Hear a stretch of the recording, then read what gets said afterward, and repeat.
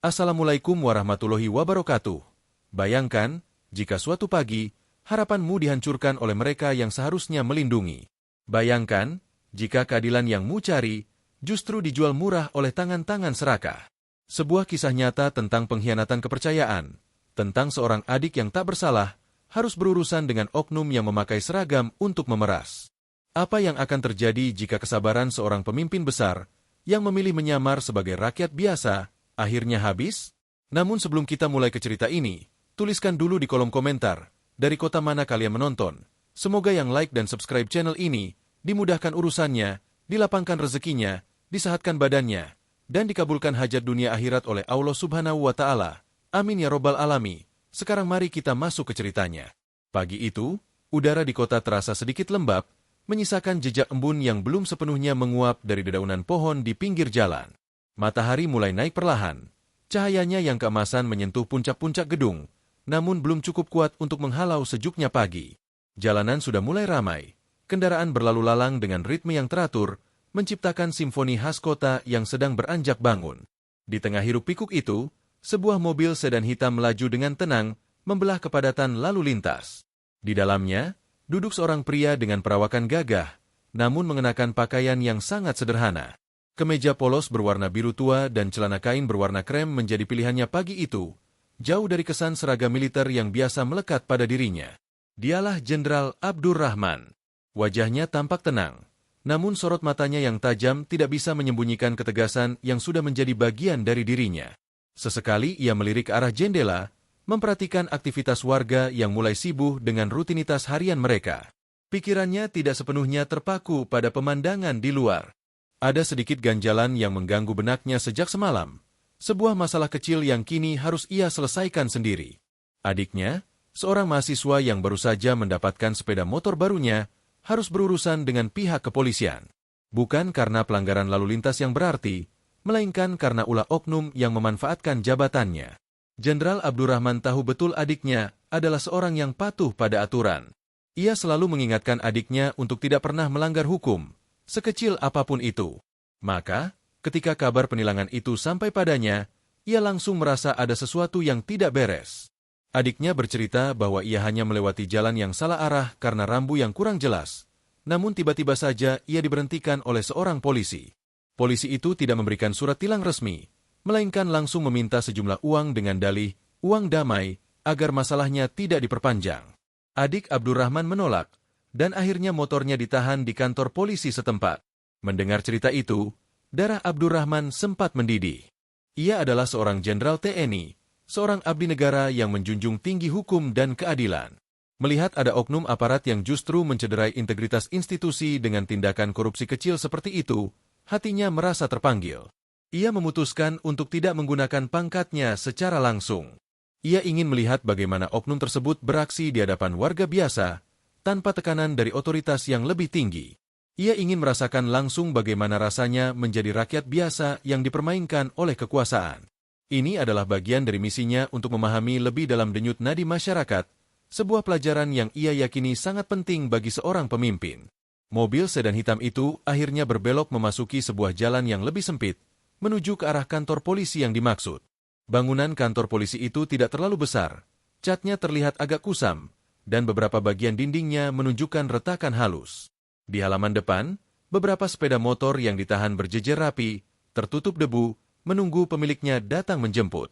Suasana di sekitar kantor polisi itu terasa sepi, hanya ada beberapa orang yang lalu lalang dengan langkah tergesa-gesa. Mobil berhenti tepat di depan gerbang utama. Abdurrahman turun dari mobil, menginstruksikan sopirnya untuk menunggu di tempat yang tidak terlalu mencolok.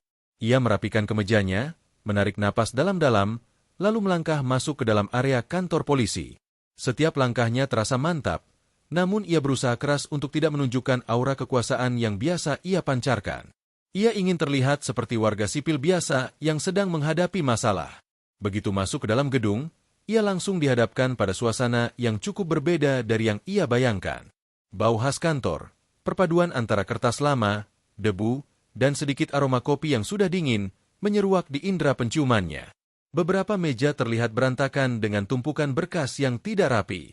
Di salah satu sudut ruangan, sebuah televisi kecil menyala, menampilkan acara berita pagi yang tidak begitu menarik perhatian.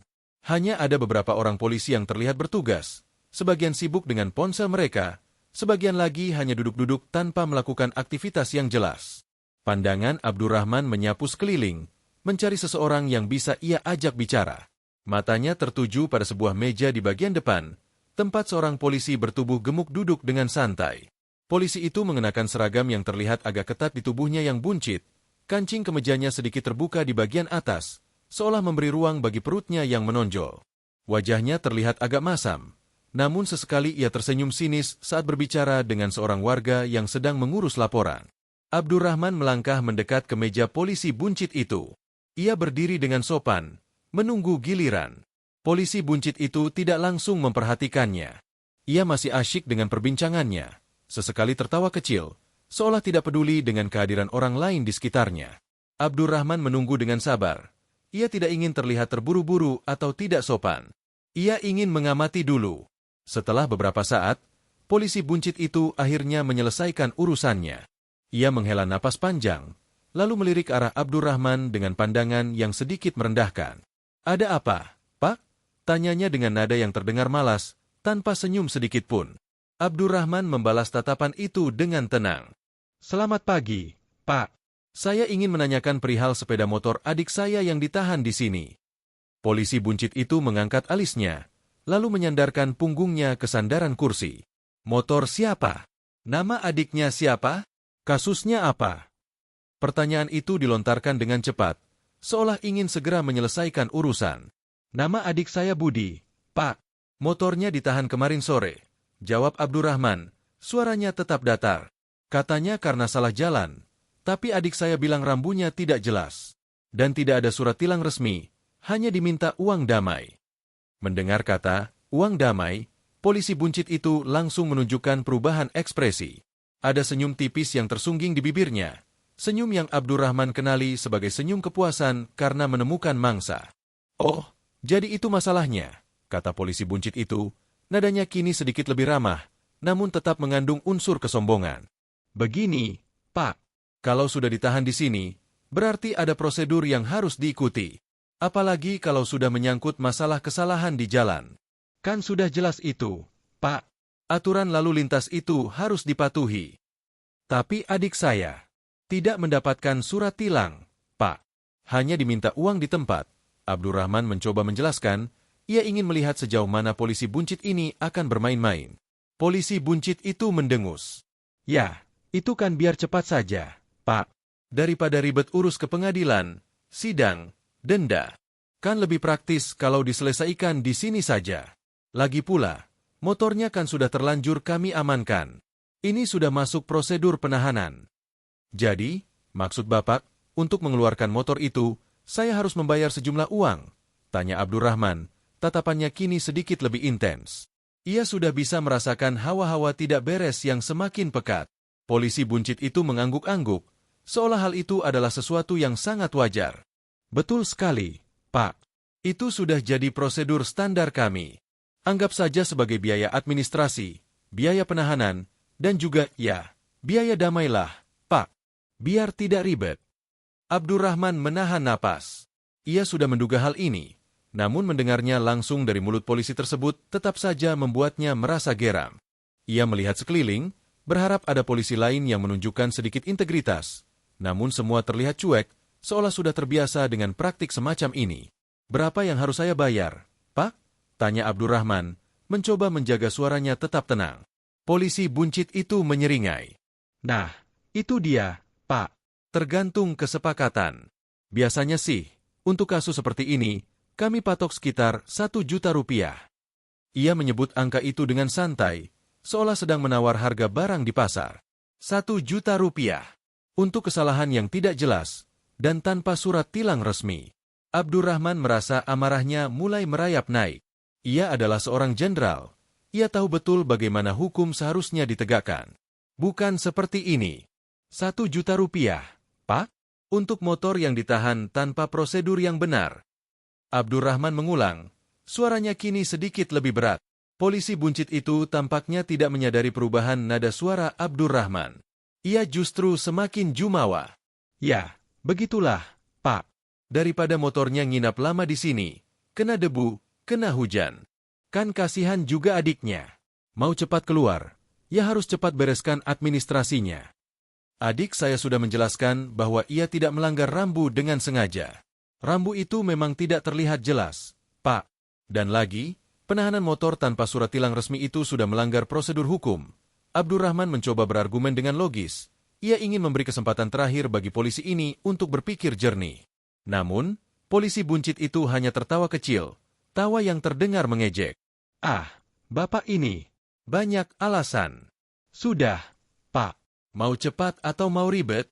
Kalau mau ribet, silakan saja ajukan keberatan, urus ke pengadilan.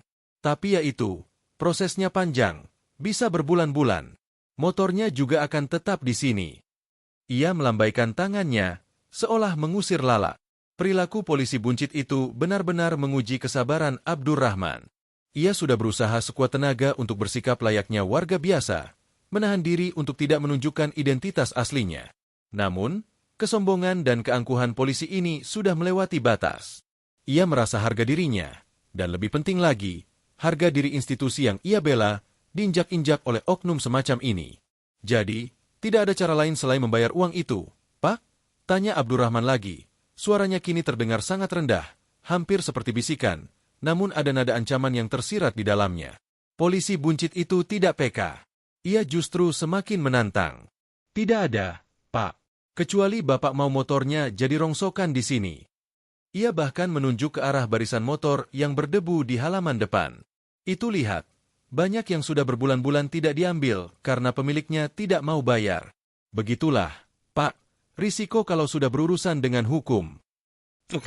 Kesabaran Jenderal Abdurrahman sudah mencapai puncaknya. Ia sudah memberikan kesempatan. Ia sudah mencoba berdialog secara baik-baik, namun yang ia dapatkan hanyalah kesombongan dan pemerasan. Ia tidak bisa lagi menahan amarahnya. Wajahnya yang semula tenang kini mengeras, rahangnya mengatup rapat, dan matanya memancarkan kilatan tajam yang bisa membuat siapapun gentar. Ia berdiri tegak, pandangannya tidak lepas dari mata polisi buncit itu. Saya datang ke sini sebagai warga negara biasa, Pak. Saya mencoba menghormati prosedur yang ada, meskipun saya tahu itu salah. Tapi Anda justru memanfaatkan situasi ini untuk keuntungan pribadi. Suara Abdurrahman kini terdengar jelas dan tegas, tidak lagi merendah. Polisi buncit itu terkejut mendengar perubahan nada suara Abdurrahman. Ia sedikit mundur, namun masih mencoba mempertahankan wajah sombongnya. Maksud Bapak apa? Jangan macam-macam di sini, Pak. Ini kantor polisi. Anda tidak pantas mengenakan seragam itu, Pak, kata Abdurrahman. Suaranya bergetar menahan amarah yang sudah diubun-ubun. Anda mencoreng nama baik kepolisian. Anda mengkhianati kepercayaan rakyat. Polisi buncit itu bangkit dari kursinya. Wajahnya memerah. Berani-beraninya Bapak bicara seperti itu. Saya bisa tangkap Bapak atas tuduhan menghina petugas. Ia menggebrak meja, mencoba menakut-nakuti Abdurrahman. Namun, ancaman itu sama sekali tidak mempan pada Jenderal Abdurrahman. Justru sebaliknya, itu adalah pemicu terakhir. Dalam sekejap, Abdurrahman bergerak. Gerakannya begitu cepat dan presisi, hasil dari latihan militer bertahun-tahun yang sudah mendarah daging dalam dirinya. Tangan kanannya melesat, mencengkeram kerah kemeja polisi buncit itu dengan kuat. Anda pikir Anda bisa mengancam saya? Suara Abdurrahman menggelegar, memenuhi ruangan. Polisi buncit itu terkesiap. Wajahnya langsung pucat pasi. Ia tidak menyangka pria di hadapannya akan bereaksi secepat dan sekuat ini. Sebelum ia sempat berkata apa-apa, Abdurrahman sudah menariknya mendekat, lalu dengan gerakan cepat, sebuah pukulan keras mendarat tepat di rahang polisi buncit itu. Brak! Suara pukulan itu bergema di seluruh ruangan. Polisi buncit itu terhuyung, tubuhnya oleng ke samping, lalu ambruk menabrak meja di belakangnya. Tumpukan berkas berhamburan, pena-pena berceceran di lantai. Ia meringis kesakitan, memegangi rahangnya yang terasa nyeri luar biasa. Darah segar mulai merembes dari sudut bibirnya. Kejadian itu berlangsung begitu cepat sehingga semua orang di kantor polisi terkesiap. Para polisi lain yang semula sibuk dengan urusan masing-masing langsung menghentikan aktivitas mereka. Mata mereka terbelalak melihat adegan di depan mata. Seorang warga sipil menghajar seorang polisi di dalam kantor polisi. Ini adalah hal yang belum pernah mereka saksikan sebelumnya. Abdurrahman tidak berhenti di situ. Ia tahu, sekali ia memulai, ia harus menyelesaikan ini dengan tuntas. Ia melangkah mendekat ke arah polisi buncit yang masih tergeletak di lantai, mencoba bangkit dengan susah payah. Dengan gerakan yang lebih cepat lagi, Abdurrahman menendang kakinya, membuat polisi buncit itu kembali terjatuh. Ini untuk setiap rakyat yang Anda peras. Abdurrahman berseru, suaranya penuh amarah. Ia tidak memberikan kesempatan sedikit pun bagi polisi buncit itu untuk melawan. Pukulan demi pukulan mendarat di tubuhnya, di wajahnya, di perutnya yang buncit. Setiap pukulan Abdurrahman adalah hasil dari latihan keras, penuh tenaga dan presisi. Polisi buncit itu hanya bisa mengerang kesakitan, mencoba melindungi wajahnya dengan tangan, namun tidak berdaya di hadapan amarah sang jenderal. Suasana kantor polisi menjadi kacau balau. Beberapa polisi mencoba mendekat, namun mereka ragu-ragu. Mereka melihat sorot mata Abdurrahman yang penuh kemarahan. Dan mereka bisa merasakan aura bahaya yang terpancar dari tubuh pria berkaos biasa itu. Mereka tahu, ini bukan orang sembarangan. Gerakannya, kekuatannya, dan ketegasannya, semuanya menunjukkan bahwa ia adalah seseorang yang terlatih secara militer. Hentikan! Salah satu polisi berteriak, mencoba mengintervensi. Namun, Abdurrahman tidak menggubris. Ia terus menghajar polisi buncit itu hingga babak belur, wajahnya penuh lebam, hidungnya mengeluarkan darah, dan seragamnya kotor berantakan. Akhirnya, setelah beberapa pukulan terakhir yang kuat, Abdurrahman menarik diri. Polisi buncit itu tergeletak tidak berdaya di lantai. Napasnya terengah-engah, matanya terpejam menahan sakit. Abdurrahman berdiri tegak di samping tubuh polisi yang babak belur itu. Napasnya sedikit terengah, namun ia tetap terlihat tenang, seolah baru saja menyelesaikan tugas rutinnya. Ia melirik ke arah para polisi lain yang masih mematung, ketakutan. Ada lagi yang mau membela oknum ini, tantang Abdurrahman, suaranya rendah namun penuh otoritas. Tidak ada yang berani menjawab. Semua polisi menunduk, tidak berani menatap mata Abdurrahman. Mereka merasakan ketakutan yang luar biasa. Siapa sebenarnya pria ini? Mengapa ia begitu berani dan begitu kuat? Tiba-tiba, dari luar gedung, terdengar suara gemuruh yang keras. Suara itu semakin lama semakin mendekat, bergetar, dan terasa begitu berat. Seluruh bangunan kantor polisi seolah bergetar seiring dengan datangnya suara itu. Para polisi saling pandang, wajah mereka menunjukkan kebingungan dan ketakutan. Suara apa itu? Apakah ada gempa? Dung, dung, dung. Suara itu semakin jelas. Itu adalah suara mesin diesel yang sangat besar, disertai dengan deru rantai besi yang bergesekan dengan aspal. Suara yang sangat familiar bagi Abdurrahman, namun sangat asing dan menakutkan bagi para polisi di sana. Apa itu? Salah seorang polisi berbisik, suaranya bergetar. Sebelum ada yang sempat menjawab, sebuah bayangan besar tiba-tiba muncul di balik pintu masuk utama. Bayangan itu semakin membesar, lalu dengan kecepatan yang mengejutkan, sebuah kendaraan lapis baja berwarna hijau tua menabrak pintu utama kantor polisi. Berak! Suara benturan itu sangat memekakkan telinga. Pintu besi yang kokoh langsung terlepas dari engselnya, melayang ke dalam ruangan, menabrak meja-meja dan kursi-kursi. Tembok di sekitar pintu hancur berantakan, serpihan beton dan debu beterbangan ke segala arah. Kaca-kaca jendela pecah, berjatuhan dengan suara gemerincing yang mengerikan. Sebuah panser TNI, dengan moncong meriamnya yang besar, kini menembus masuk ke dalam gedung, menghancurkan bagian depan kantor polisi. Rantai besinya menggilas puing-puing, menciptakan suara gesekan yang memekakan. Debu tebal menyelimuti seluruh ruangan, membuat pandangan menjadi buram. Semua polisi yang berada di dalam ruangan langsung menjerit ketakutan. Mereka panik, berlarian mencari perlindungan, beberapa bahkan tersandung dan jatuh. Mereka tidak pernah membayangkan akan ada panser TNI yang menabrak kantor mereka. Ini adalah mimpi buruk yang menjadi kenyataan. Dari dalam panser, seorang prajurit TNI dengan seragam lengkap keluar, langkahnya tegap dan matanya tajam. Ia memberi hormat kepada Jenderal Abdurrahman yang berdiri tegak di tengah kekacauan. Siap, Jenderal. Suara prajurit itu menggelegar, penuh rasa hormat. Seluruh polisi yang melihat adegan itu langsung membeku di tempat. Mata mereka terbelalak lebar, memandang Jenderal Abdurrahman dengan ketakutan yang luar biasa. Jenderal? Jadi, pria yang baru saja menghajar polisi buncit hingga babak belur itu adalah seorang jenderal TNI? Dan ia datang dengan panser? Kini, Semua potongan teka-teki itu tersusun rapi di benak mereka. Pantas saja pria itu begitu berani, begitu kuat, dan begitu tegas. Ia bukan warga sipil biasa. Ia adalah seorang pemimpin militer yang berintegritas tinggi.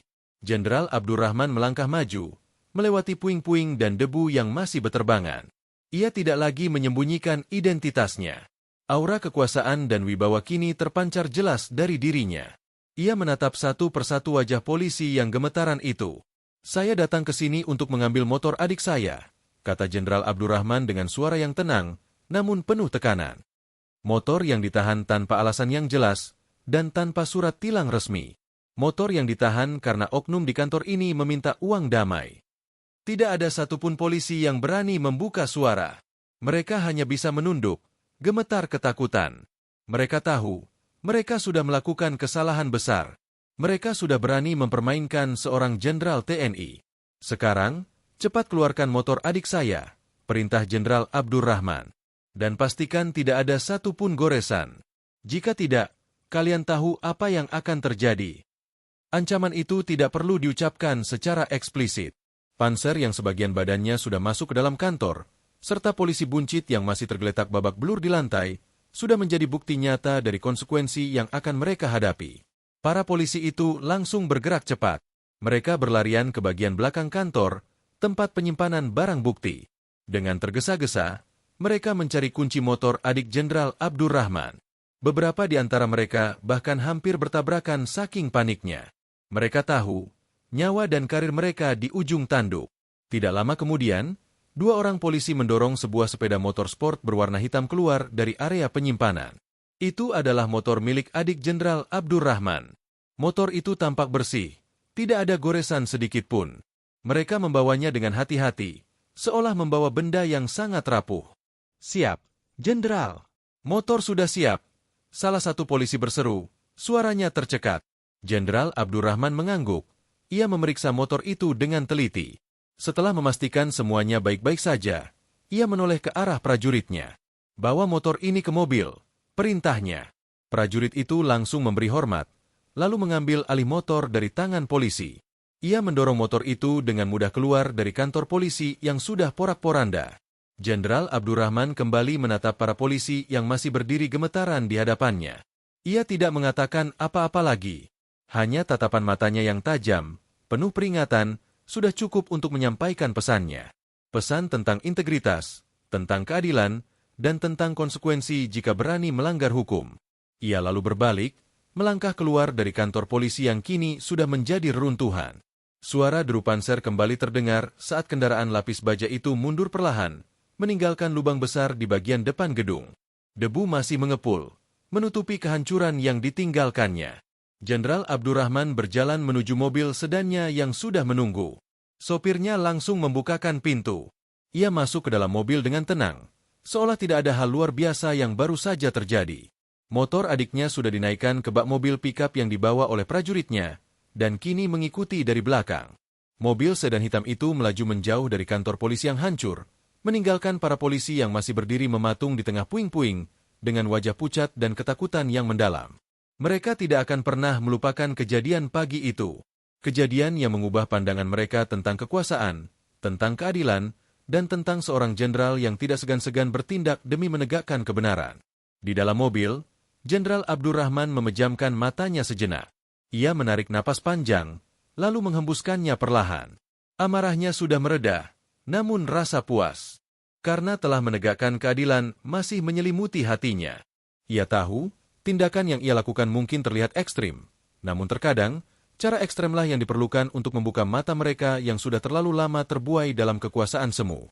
Ia berharap, kejadian ini akan menjadi pelajaran berharga bagi para oknum yang masih berani menyalahgunakan wewenang mereka. Ia berharap, ini akan menjadi awal dari perubahan yang lebih baik. Perjalanan pulang terasa lebih ringan. Ia sudah menyelesaikan apa yang harus ia selesaikan. Motor adiknya sudah kembali, dan sebuah pesan penting sudah ia sampaikan. Pesan bahwa tidak ada tempat bagi korupsi dan kesewenang-wenangan, terutama bagi mereka yang seharusnya menjadi pelindung dan pengayom masyarakat.